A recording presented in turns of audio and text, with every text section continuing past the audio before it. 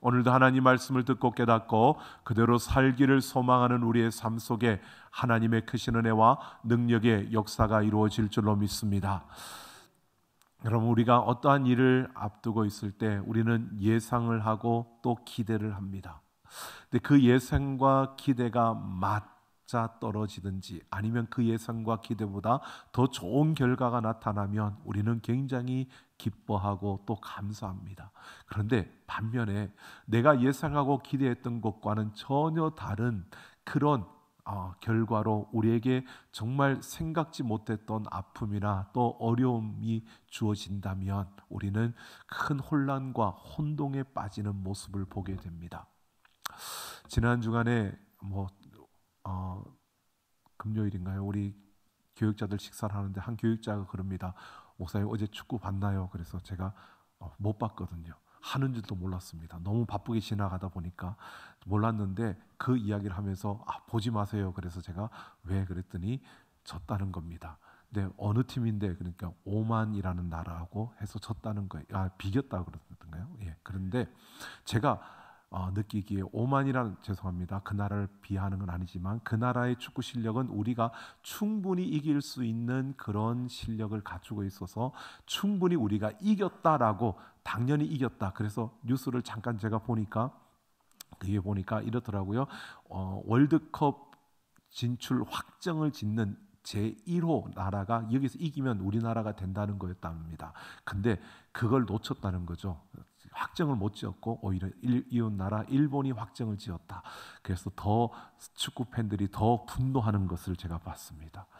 네, 정말 기대했던 것과는 다른 결과가 나왔는데 그게 실망이 되고 그게 아픔이 되니까 혼란과 혼동 속에서 사로잡힌 이러한 모습들을 보여주는 겁니다. 여러분, 지금 이스라엘 민족들이 그러한 모습이었습니다. 여리고성을 정복하고 그 승리를 이루고 난 다음에 그들은 이제 막 그 어깨가 잔뜩 부풀어 올랐습니다. 야, 하나님이 이렇게 하시는구나. 우리는 이제 승승장구할 수 있다라고 생각하고 아이성, 그 작은 성쯤이야 그렇게 생각을 하고 그냥 일부만 올려보내서 승리하자, 이기자 이렇게 했던, 그렇게 나아갔는데 거기에서 당연히 이길 줄 알았는데, 당연히 승리할 줄 알았는데 진 겁니다. 패배를 한 겁니다. 그러니까 어떻게 됩니까? 이 이스라엘 백성들이 혼란 속에 빠지고 만 겁니다. 혼동 속에 빠지고 만 겁니다. 자, 우리는 지난 시간에 이 아이성의 패배, 왜 패배했는지를 우리는 살펴보았습니다. 아간의 범죄와 이들이 어깨가 잔뜩 올라가고 가슴에 헛바람이 잔뜩 들어가니까 결국 교만해진 그들의 모습 때문에 하나님의 은혜의 원리가 아닌 힘의 원리를 붙들고 나아간 그들의 모습이 결국 패배의 원인이었다는 것을 우리는 보았습니다. 그런데 아직 이스라엘 백성들에게는 그 패배의 원인이 왜 그들이 졌는지가 드러나지 않았고 보여지지 않은 겁니다. 이런 혼란과 혼동 속에 있는 그들에게 오늘 하나님께서 그들의 죄악을, 그들이 무엇을 잘못했는지를 드러내 주시는 이 모습을 보여줍니다. 그리고 물론 그 이어서 하나님이 또 회복시키는 손길도 이어갈 것입니다. 오늘 우리는 그들에게 죄가 드러나고 그들이 왜 실패했는지, 무엇이 그들이 잘못되었는지를 보여주시는 오늘 이 말씀을 우리가 함께 살펴보면서 왜 죄에 넘어가고 유혹에 넘어졌는가, 이 말씀을 통해서 오늘 우리는 우리가 살아가는 삶의 자리에서 우리가 죄에 넘어지지 않고 유혹에 넘어가지 않으려면 오늘 우리는 어떻게 해야 될 것인가를 함께 생각해 보려고 합니다. 여러분, 오늘 11절을 보면 아이성 전투의 패배로 인하여 하나님 앞에 여호수아가 엎드리고요, 엎드려 있는 여호수아에게 하나님은 이스라엘이 범죄하여 내가 그들에게 명령한 나의 언약을 어겼다라고 이렇게 말하고 있습니다. 그리고 그 내 것을 도적질했다라고 합니다. 그렇게 아간이 그런 죄를 범한 이 모든 것들, 이것이 그리고 그들이 은혜의 원리를 따르지 않고 힘의 원리를 따랐던 것들이 언약을 어긴 것이다 라고 이렇게 말하고 있는 겁니다. 여러분, 언약이라고 하는 것은 베리트라고 이렇게 베이트라고 하는데요. 이것은 서로에게 책임을 진다는 겁니다. 언약을 맺는다는 것은 결국 책임을 진다는 의미를 갖고 있는 겁니다. 근데 여러분, 이 언약을 질 때, 우리가 하나님과 우리와 언약을 맺을 때에는 여러분, 언약을 맺었습니다. 서로에게 책임을 져야 합니다. 그런데 이 언약은요, 하나님이 일방적인 언약이라고 우리가 이렇게 표현하는 것이 뭐냐면, 우리는 그 책임을 다할 수 있는 그런 존재가 아니라는 겁니다. 아니야, 난 다 할 수 있어. 여러분, 그렇지만 그렇게 말하는 그 결단은, 결심은 좋은데 실제로 우리는 하나님 앞에 그 언약의 책임을 다하는 그런 존재가 아니라는 것을 하나님은 너무 잘 아신다는 겁니다. 그래서 하나님께서 우리와 언약을 맺으실 때 일방적인 언약을 맺어주시는 겁니다. 여러분, 이 언약은 그 책임을 다할 수 있어야 하는데, 이 언약을 진 우리가 그 책임을 다하지 못하는 연약한 존재라는 것을 하나님은 알고 있습니다. 그러니까 이 언약을 깨뜨리는 것은, 언약을 어겼다라고 하는데, 이것은 이스라엘 백성들이 그 언약을 책임을 질 만한 그런 존재가 아니었고, 이 언약을 어겼다라고 하는 것은 그들이 무책임한 행동을 했다는 것입니다. 책임을 지지 않는 이러한 행동을 했다는 것입니다. 그래서 15절, 오늘 우리가 읽은 말씀을 보면, 여호와의 언약을 어기고 이스라엘 가운데서 망령된 일을 행하였다라고 이렇게 말합니다. 언약을 어긴 것, 이것을 망령된 일을 행하였다라고 이렇게 표현하는 겁니다. 여러분, 이 망령된 일이라고 하는 것은 네발라라고 하는데요, 이것은 언약을 깨뜨리는 것을 말할 뿐만 아니라 어떤 의미냐면 이런 의미입니다. 남편 있는 여자가 다른 남자와 관계를 했다라고 하는 뜻입니다. 그러니까 여러분, 이렇게 보셔야 됩니다. 남자와 여자가 만나서 한 가정을 이루는, 결혼을 하는 것은 결국 약속을 맺는 겁니다. 언약을 하는 겁니다.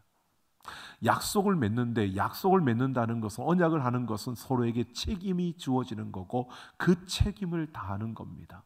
그것이 결혼 생활이고 그것이 우리의 삶인 것입니다. 그런데 이 망령된 이 네발라라고 하는 것은요, 이 그 언약을 깨뜨린 것입니다.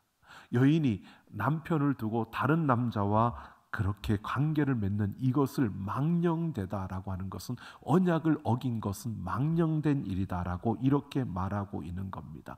그러니까 왜 이렇게 말하느냐? 하나님과 이스라엘 백성의 관계는 하나님이 신랑이 되고 그 이스라엘 백성들은 신부가 되는 겁니다. 하나님과 이스라엘이 그렇게 언약을 맺었습니다.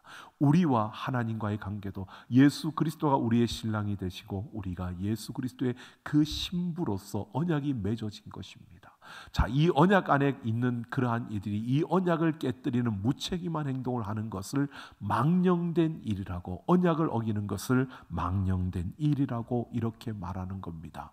여러분, 그렇게 망령된 일이라고 말하고 너희가 죄를 지었다, 언약을 깨뜨렸다라고 하니까 오늘 16절을 보면 여호수아가 그 죄를 찾아내기 위해서 아침에 일찍이 일어났다라고 말합니다. 여러분, 여호수아가 아침에 일찍 일어났다라고 하는 것은요, 그가 새벽 사람이기 때문에, 새벽형 인간이기 때문에 빨리 일어났다 이 말을 하는 게 아니라, 이 여호수아가 우리가 죄를 지었다는 사실을 알게 되었을 때에 죄로 말미암아 이 일들이 일어났다는 것을 알게 되었고 하나님과의 언약이 깨뜨려졌다는 것을 알게 되었을 때, 그는 무엇보다 자신들이 무엇을 잘못했는지 그 잘못된 죄를 찾고 깨닫고 그 죄에서 돌이키려고 하는 이 열심이 여호수아에게 주어졌다는 것을 말하고 있는 겁니다. 잘못된 일을 버리고 돌이키는 일을 주저하지 않고 거기에 열심을 가지고 그 일을 하려고 나서는 여호수아의 모습을 보여주고 있는 겁니다. 그리고 여호수아는 하나님 말씀대로 12지파를 모았습니다. 그리고 그 지파별로 모두가 제비를 뽑는데 유다 지파가 뽑혔고요, 그 유다 지파 가운데 각 족속들이 모여서 그 제비를 뽑는데 세라 족속이 뽑혔고, 그 세라 족속 가운데에서 삽디의 가족들이 뽑혔고, 그 가족 가운데 아간이 뽑혔습니다. 자, 이렇게 그냥 아간을 지목하지 않고요, 12지파를 모아서 그 지파들 가운데 모두를 모아서 지파들 대표들이 나와 제비를 뽑는데 가장 명문가인 유다 지파가 뽑힌 겁니다.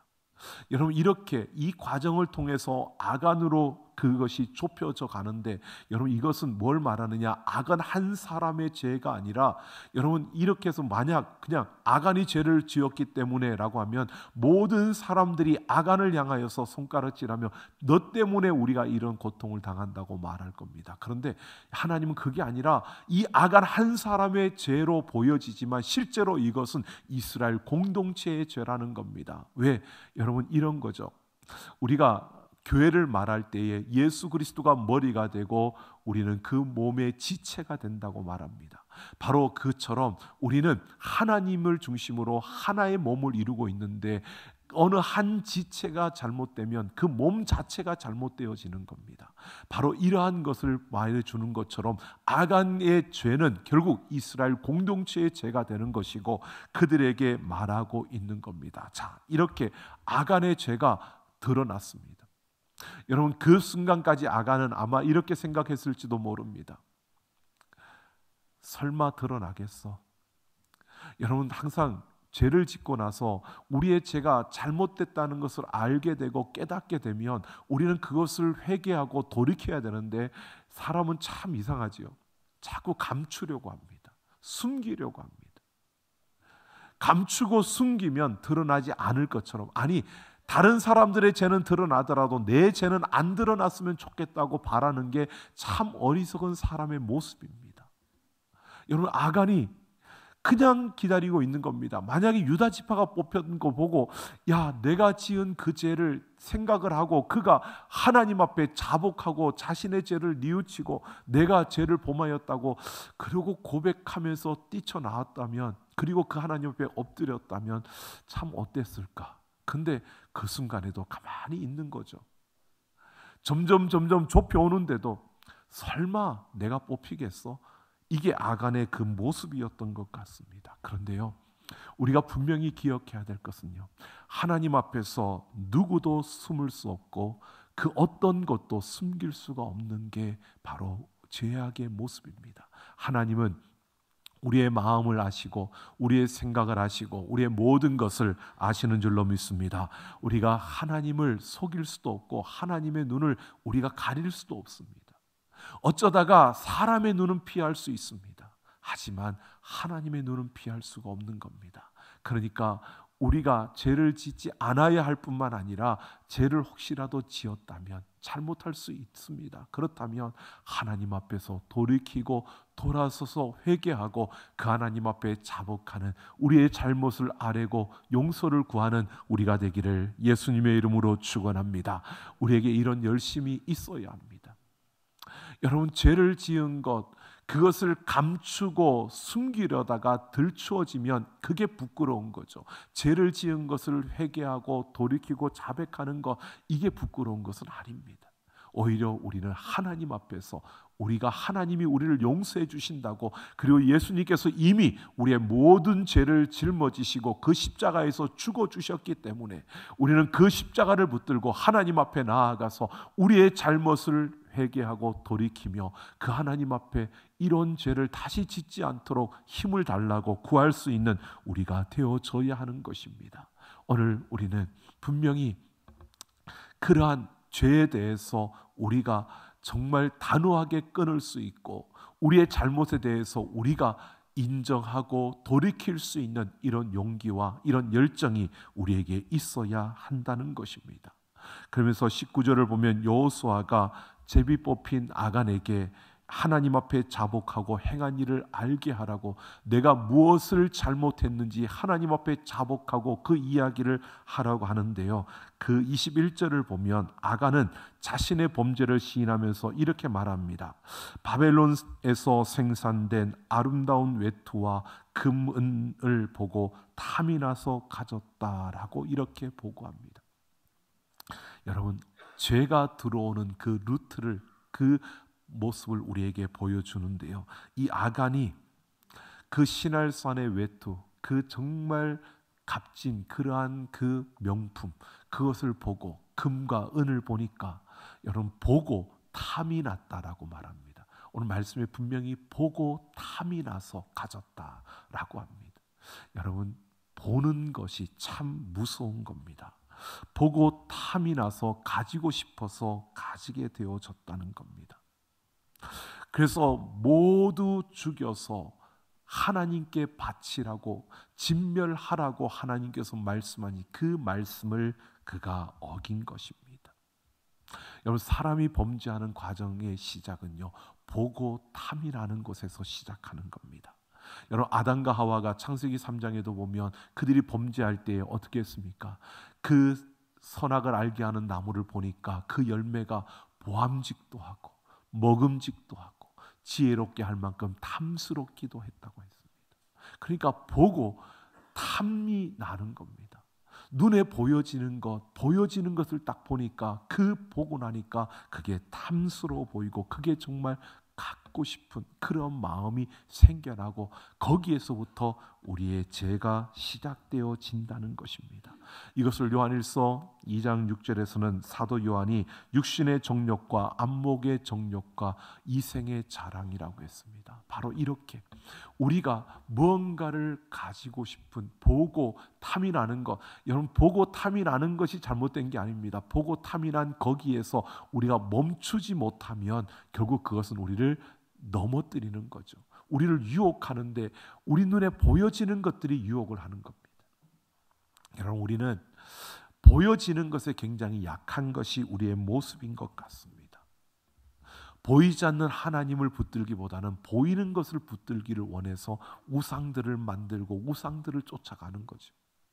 그처럼 우리는 보이는 것에 굉장히 많이 유혹되어집니다.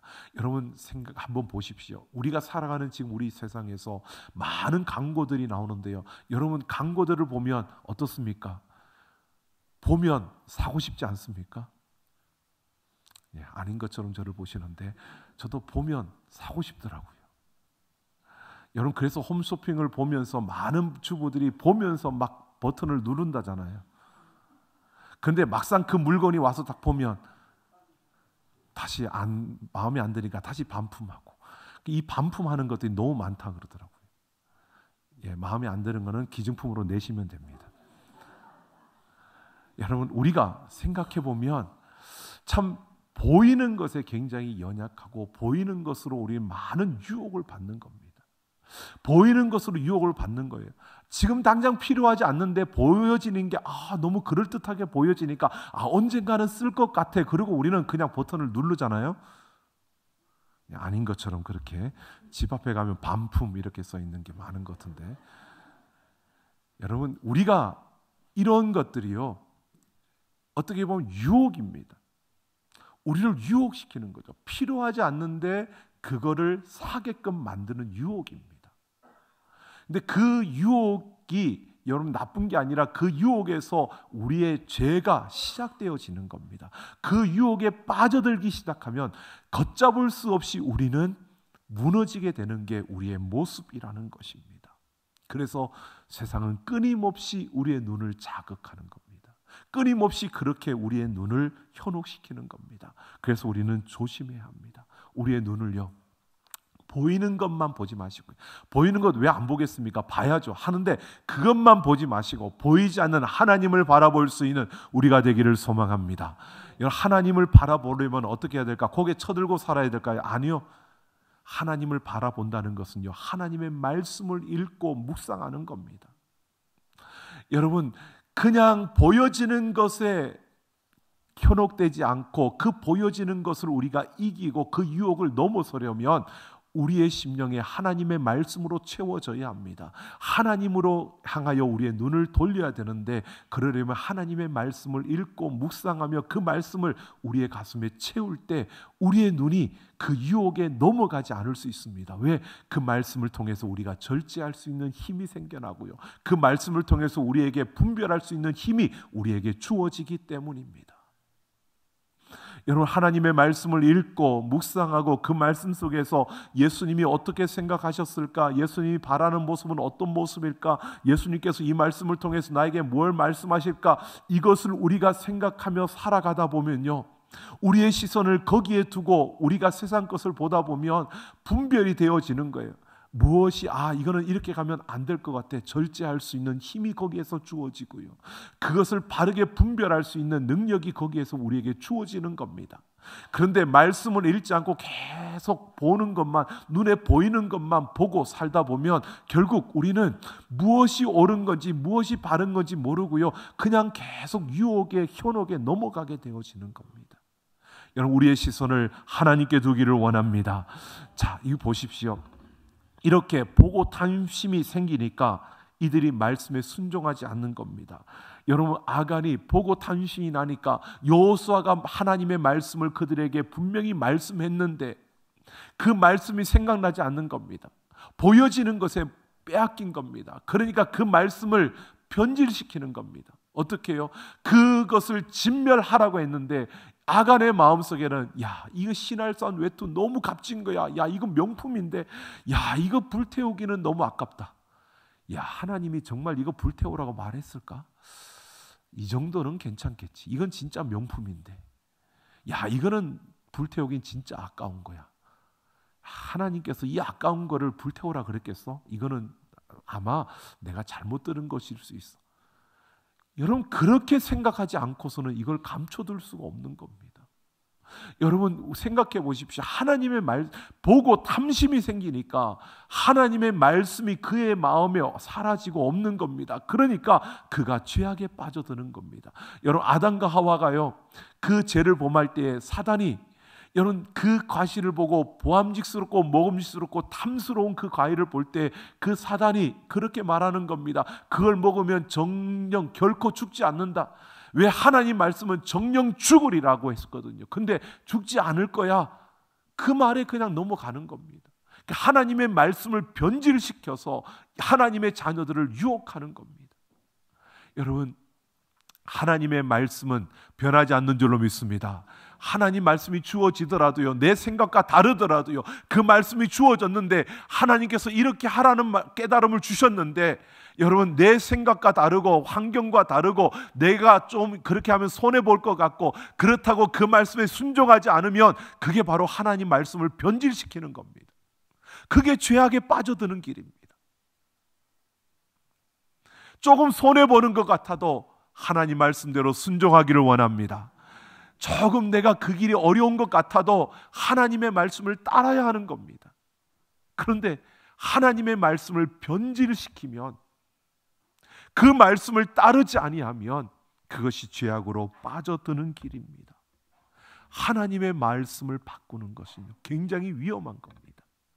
여러분, 하나님 말씀이 들려졌는데 그 말씀을 붙들고 그 말씀을 붙잡았으면 그 유혹을, 보고 탐이라는 그 유혹을 넘어설 수 있었는데 아간이 그 말씀을 붙들지 못한 겁니다.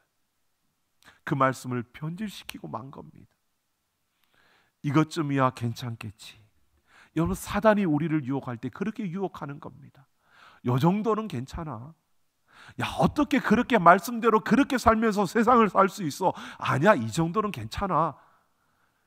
여러분, 그럴듯하게 들려지지 않습니까? 아니요, 사단이 우리를 유혹하는 유혹의 소리입니다. 여러분, 로마서 10장 2절을 보면 그들이 하나님께 열심히 있으나 올바른 지식을 따른 것이 아니라 라고 말합니다.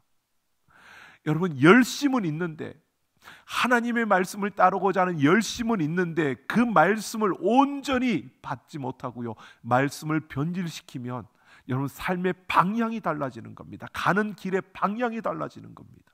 여러분, 생각해 보십시오. 이 길로 가야 하는데 방향을 틀어놓고 여러분 열심으로 달려가면 그 길과 전혀 다른 엉뚱한 길로 점점 더 멀어지는 겁니다. 차라리 게으른 게 낫지. 게으르면 그래도 조금밖에 안 가잖아요.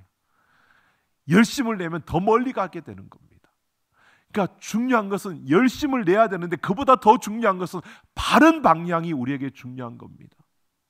여러분, 조금 덜 가지더라도 하나님의 말씀대로 따라가는 게 좋을 줄로 믿습니다. 옳은 길, 바른 길로 걸어가는 게 우리에게 중요한 것입니다. 얼마나 열심히 열정적으로 달려가느냐, 그것보다 옳은 길, 바른 길로 달려가는 것이 우리에게 무엇보다 중요하다는 것입니다. 여러분, 아간은 이 이스라엘 백성들은 지금 그 방향을 놓쳐버린 겁니다. 보여지는 것에 유혹되어지고 현혹되어지고, 자신들이 본 그 여리고성이 무너진 것을 보고 여러분 그들의 마음에 헛바람이 잔뜩 들어가 가지고 교만해진 겁니다. 그러니까 눈에 보이는 아이성의 그 작은 성, 별것 아닌 것처럼 보여지는 겁니다. 그러니까 우습게 여기는 겁니다. 결국 그 결과가 그들에게 어떻게 해요? 패배로 주어진 겁니다. 보이는 그것, 탐스럽게 여기는 것에 그들의 마음이 빼앗겨지고 하나님의 말씀이 변질되어지는 이러한 죄의 유혹에 그들이 넘어가서 결국 그들은 이렇게 패망하고 만 것입니다. 여러분 23절을 보면요, 여호수아가 이제 하나님의 말씀을 따라 그들을 어떻게 하느냐, 아골 골짜기로 아간의 그 가족들과 모든 것들을 갖다가 불태우고 죽이고 거기에서 돌무더기를 쌓았습니다. 여러분 아골 골짜기는 괴로움의 골짜기라는 뜻이고요, 이 아골 골짜기는 죽음의 골짜기입니다. 이렇게 죽음의 골짜기가 된 것입니다. 언약 백성인데 그 언약 백성으로서 하지 말아야 될 그것을 행함으로 그 생명을 빼앗겨 버린 자의 그 모습을 보여주는 게 이 아골 골짜기입니다. 여러분 지금 죄의 유혹에 우리가 맞서지 못하고 그 죄의 유혹에 넘어가서 그 죄에 빠져 우리가 생명을 빼앗기게 된다면 결국 우리는 그 아골 골짜기에 묻혀질 수밖에 없는 이런 인생이 되고 만다는 것을 이렇게 보여주고 있는 겁니다. 여러분 죄의 유혹을 이기려면 다른 것이 없습니다. 오늘 우리는 하나님의 말씀, 그 말씀을 묵상하고 그 말씀을 붙들고 그 말씀을 따라 살아갈 수 있는 우리가 되기를 예수님의 이름으로 축원합니다. 하나님의 말씀이 우리에게 그래서 중요한 겁니다. 그래서 우리가 이 성경을 읽고 묵상하며 이 성경 말씀 속에서 하나님의 그 음성을 듣고자 하는 것이고요, 예수 그리스도의 그 십자가를 바라보며 우리가 그 말씀 속에서 예수님이라면 어떻게 했을까를 찾는 이유가 다른 것이 아닙니다. 여러분 생각해 보십시오. 이 아골 골짜기, 죽음의 골짜기로 끝난다면 우리에겐 소망이 없을 겁니다. 그런데 죽음의 골짜기로 끝나는 게 아니고요, 호세아서를 보면 제가 지난 금요 영성 집회 때 말씀드렸습니다. 여러분 소망의 문을 두시겠다고 말합니다. 이 소망의 문은 예수 그리스도를 의미하고요, 6월절에 그 어린 양의 피를 말하고 있는 겁니다. 어린 양의 죽음으로 인하여 우리에게 열린 소망의 문이요, 예수 그리스도의 십자가로 인하여 우리에게 주어진 그 구원을 말하고 있는 겁니다. 여러분 그것은 다른 것이 아니고요, 우리에게 하나님은 그 고통 속에 있더라도 그냥 고통 속에 있는 것이 아니라 소망의 문을 열어두고 계시다는 것을 말해주고 있는 겁니다. 여러분 오늘 하나님께서 어떻게 그럴 수가 있어? 아니요, 언약 백성으로서 죽을 죄를 지은 생명을 빼앗긴 그들은 이 죽음의 골짜기에 묻힐 수밖에 없는 것이고요, 하나님은 그곳에 소망의 문을 열어두셨습니다. 하나님의 말씀을 붙들고 그 말씀을 따라 예수 그리스도를 믿고 그 의지하며 나아가는 자들에게는 하나님이 다시 살리시는 역사를 이루어 주신다는 겁니다. 오늘 우리는 분명히 이 말씀을 통해서 보아야 합니다. 하나님의 말씀을 붙들고 우리가 보여지는 유혹과 미혹에 넘어가는 것이 아니라 여러분 말씀을 변개하고 변질시켜서 쓰러지고 죽어가는 그러한 우리가 아니라 말씀을 붙들고 예수 그리스도를 닮아가는, 그래서 예수 그리스도와 함께 그 소망의 문으로 들어갈 수 있는 그 소망의 자리에서는 우리 모두가 되기를 예수님의 이름으로 축원합니다. 마태복음 4장에 보면 예수님께서요 그 공생애를 시작하기 전에 광야에서 40일 금식을 하고 사단에게 시험을 받습니다. 세 가지 시험을 받습니다. 우리가 많이 알고 있는 겁니다. 돌로 떡을 만들어 먹으라, 그리고 내가 높은 곳에서 떨어져서 다치지 않는 그런 능력을 보이라, 그리고 내가 나에게 절을 하면 나를 섬기면 세상의 모든 부와 명예와 그 권력을 주겠다. 여러분 그 유혹은 결국 한마디로 이겁니다. 네가 정말 메시아라는 것을 내게 증명해 보라는 것이었습니다. 여러분, 그 유혹에, 그 시험에 예수님께서요 다 어떻게 말씀으로, 하나님의 말씀으로, 신명기에 있는 그 하나님의 말씀으로 다 그 유혹을 이겨내셨습니다. 사람이 떡으로만 살 것이 아니요 하나님이 주시는 그 말씀으로 산 것. 여러분, 그 하나님만을 섬기라고, 하나님만을 경배하라고 이렇게 말씀으로 그 모든 유혹을 물리치셨습니다.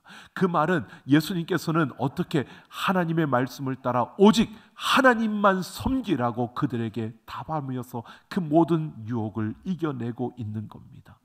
말씀의 능력으로 모든 유혹을 물리치신 겁니다. 여러분, 예수님이 우리에게 보여주신 겁니다. 유혹을 받을 수밖에 없고 우리는 미혹에 빠질 수밖에 없는 연약한 자들입니다. 그런 우리에게 그 유혹과 미혹을 이길 수 있는 방법, 바로 하나님의 말씀의 능력임을 우리에게 말씀해 주고 있는 겁니다. 여러분, 살아가는 우리의 삶 속에서 능력도 필요합니다. 여러분, 일용할 양식도 우리에게 필요합니다. 여러분, 세상의 명예와 권력과 그 영광도 필요합니다. 그런데 그 무엇보다도 오늘 우리에게 정말 중요한 것은요, 생명입니다. 여러분, 일용할 양식도, 우리가 능력도, 또 우리에게 가질 그 명예와 권력, 영광도요 다 수단입니다. 이 세상의 것은 영원한 것이 아니라 수단입니다. 우리가 영원한 생명을 얻기 위한 수단들입니다.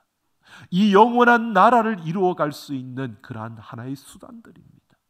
여러분, 그 수단에 우리가 목적을 두는 게 아니라 우리는 영원한 그 목표를 향하여 달려가는 우리의 걸음입니다. 그래서 우리는 무엇보다도 하나님의 말씀의 능력으로 우리는 그 수단들을 사용하고 그것들을 통해서 영원한 그 나라에 들어가는 생명을 갖는 것이 오늘 우리가 가져야 하는 우리의 걸음이라는 것입니다.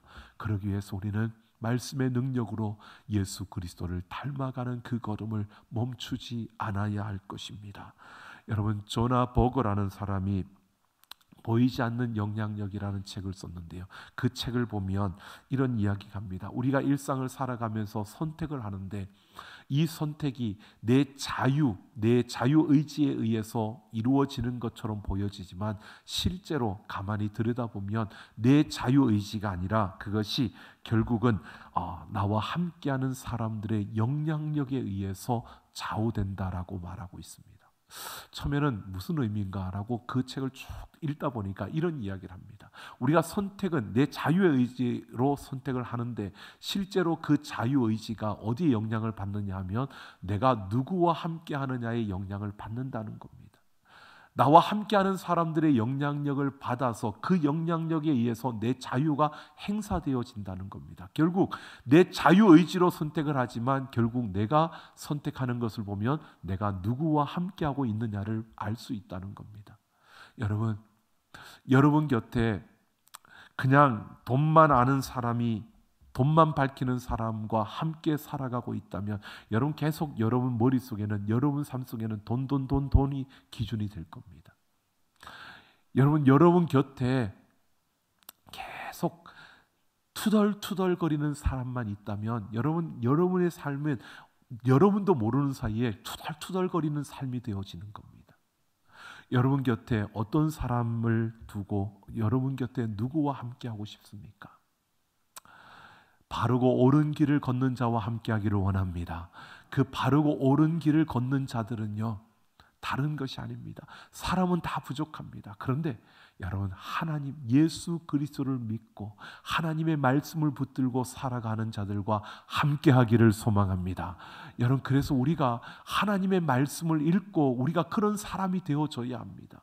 내 주위에 있는 사람들에게 그런 영향을 끼치기 위해서 우리가 먼저 말씀을 읽고 그 말씀을 묵상하고 그 말씀을 붙들고 살아가는 우리의 걸음이 되어서 여러분, 보암직스럽고 먹음직스럽고 탐스러운 것으로 유혹받고 미혹받는 이 세상 속에서, 보이는 곳에 현혹되고 유혹되는 이 세상 속에서 하나님 말씀을 붙들고 그 말씀 가운데서 승리하며, 여러분 우리가 달려가는 그 걸음걸음마다 예수 그리스도와 함께 승리하는 우리의 걸음이 되기를 예수님의 이름으로 축원합니다.